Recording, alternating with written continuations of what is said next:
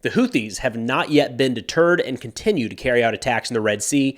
We take a look at operations on the ground in Gaza as well as southern Lebanon, and a new report says that Hezbollah is thinking about striking targets inside of the United States. I disagree. What's going on, everyone? Let's take a look at some updates as it relates to what started as a war between Israel and Hamas and has since spread across the broader Middle East. I'm recording this at 9 a.m. Central on Monday, January 15th, 2024. Overnight, according to U.S. Central Command, an anti-ship cruise missile was fired from the Iranian-backed Houthi territory towards the USS Laboon, which was operating in the southern Red Sea. Central Command says the missile was shot down by U.S. fighter aircraft with no injuries or damage reported. Now, as I started recording, I did hear some initial reports coming in that there may have been an additional missile launch or drone launch earlier this morning. So by the time you see this video, that number might be 2 in the past 24 hours. Now, I did see some commentary over the past few days saying that the Houthis have never killed an American, yet we carried out these strikes, or that the global shipping is essentially more important to the United States than the lives of civilians in Gaza, as in we're acting now, but we're not acting with anything related to the suffering of the Palestinian people. Now, I understand where folks can get to both of those places, but they are both worth addressing. So first off, the Houthis, just like yesterday's attack against the U.S. warship, have been targeting American military assets in the region for 2 months now. They are trying to sink American ships and kill American sailors. They haven't been successful simply because the United States and our allies are intercepting those missiles and drones, but no American deaths in the Red Sea to this point isn't for lack of effort by the Houthis. They're actively trying to kill Americans. They're just not successful at it so far. And then as to the shipping lanes being more important than Gazan civilians, I totally understand where that could be coming from, and it could be true. I'm not going to pretend to understand, and know the exact priorities of the U.S. government, but we do have to consider that the strike against Houthi military targets came after they launched multiple attacks against U.S. and our allied military assets in the region. So take away the situation in Gaza entirely, and the U.S. responding to our military forces being attacked is kind of to be expected. That said, the confrontation in the Red Sea is far from over, far from decided. I mean, the U.S. and our allies face a pretty significant challenge there where it takes a lot for us to be able to secure those shipping lanes, but very little for the Houthis to disrupt them. What I mean by that is that to entirely remove the Houthi threat to international shipping, we would have to eliminate all of their drones, all of their missiles, all of their aircraft, all of their boats that they've used in these attacks, and we are not going to be able to do that from afar. That's not going to be accomplished just with airstrikes. On the other hand, the Houthis can disrupt shipping simply by lobbing a drone or a missile in the general vicinity of a commercial vessel every few days. They don't even have to hit it. I mean, simply the act of munitions being fired against ships in the region is enough for major companies to suspend operations in the area, for insurance costs to increase, and for companies to redirect their loads away from Yemen. In that sense, it's kind of mission accomplished for the Houthis with just 1 or 2 drone or missile launches every few days. So in the short term, I would expect additional U.S. and coalition strikes against Houthi targets, but I don't think there's a desire to get into a full-on war with the Houthis, at least not right now. And again, for the other perspective here, the Houthis' stance is that they will cease these attacks on commercial vessels in the Red Sea as soon as the siege of Gaza is lifted and additional humanitarian aid is allowed in. Turning to operations on the ground, Israel says that they discovered and destroyed a bomb-making compound in central Gaza inside of the building of a humanitarian organization. They also say that while searching a school, they located 8 Hamas militants hiding there alongside stockpiles of weapons and ammunition. Then to the north, Israel and Hezbollah continue to exchange fire, with Hezbollah claiming responsibility for 8 attacks against Israeli targets in the past 24 hours. In response, Israel's conducted multiple strikes against those various Hezbollah locations in southern Lebanon.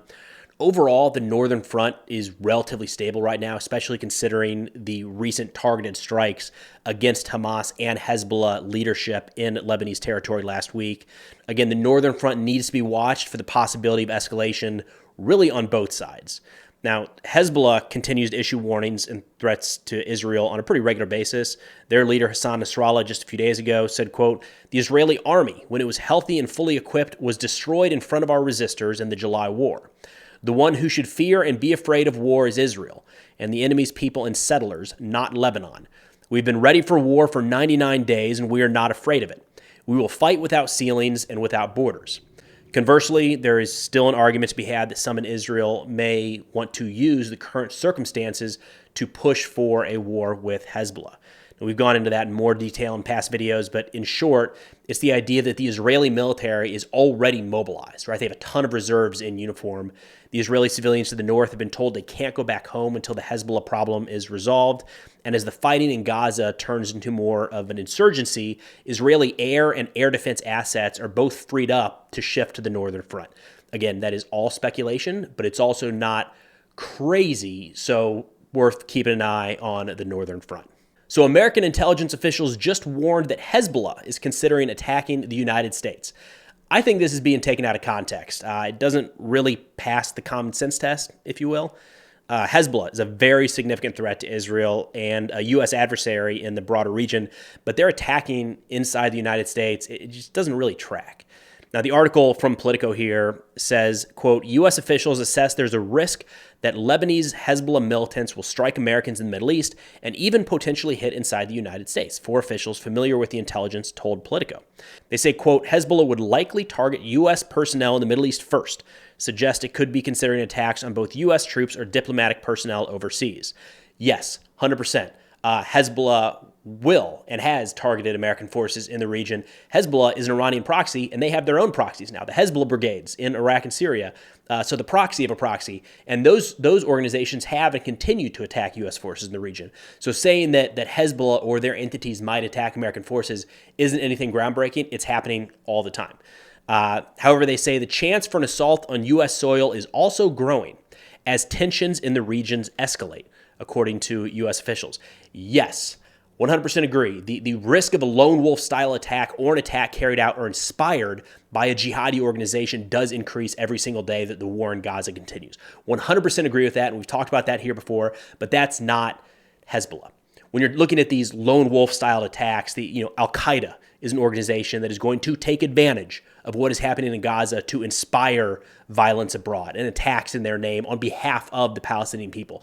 Islamic State, even though they hate Hamas, they are still using this and have put out communications recently. The attack in Iran was a part of this, was under this new banner, this new offensive, if you will, where they're saying, yes, look at what's happening in Gaza. Attack Western and Israeli targets wherever you can. Islamic State, Al-Qaeda are likely to use this to their advantage. That's just really not what Hezbollah has done in the past, so it would be a little bit out of character here. Like, Hezbollah does not benefit from a war with the United States, like at all. A terrorist attack carried out by Hezbollah in the United States would be met with, no surprise, a significant military response against Hezbollah targets in southern Lebanon, which could likely devastate. I mean, this is a political organization and a military organization at the same time, right? Like, there are a lot of military targets across southern Lebanon that belong to Hezbollah. They would be relatively easy to seek out and destroy, especially when compared with trying to identify and destroy Islamic State or Al-Qaeda targets. That is not Hezbollah. Hezbollah is much more of a tangible organization, much more easily struck in an ongoing air campaign. That air campaign could significantly degrade Hezbollah's military capabilities. Those military capabilities that Hezbollah has built up over the years has allowed them to exert significant influence in Lebanon, Syria, and Iraq. An attack on the U.S. homeland puts all of that at risk, and for what? The possibility of decreased U.S. support for Israel, a notch in the belt for the axis of resistance, it just doesn't track.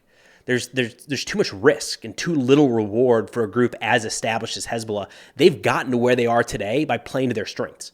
A terrorist attack inside the United States is not a strength of Hezbollah. Again, the longer the war in Gaza goes on, the risk does increase every single day for a terrorist attack in the United States. I mean, the Hamas spokesperson earlier last week said, quote, the American administration bears political, legal, moral, and humanitarian responsibility for the suffering, pain, killing, and displacement of more than 2 million Palestinian civilians in the Gaza Strip. End quote. So it's not crazy that anyone around the world hears that and decides the best way for them to participate and to help the Palestinian people is to strike out, lash out at the United States. And that's where we get these lone wolf type terrorist attacks. It's entirely possible and increasing every day, but for now at least, I don't think that's going to be done by Hezbollah. But that's all I've got for now. Of course, if interested in national security subjects, be sure to check out the sit reps I put out on Substack. Link is in the description below. Substack now also has ad-free, sponsor-free videos that go live about 1 hour before they're up on YouTube. But thanks for watching. I'll see you all next time.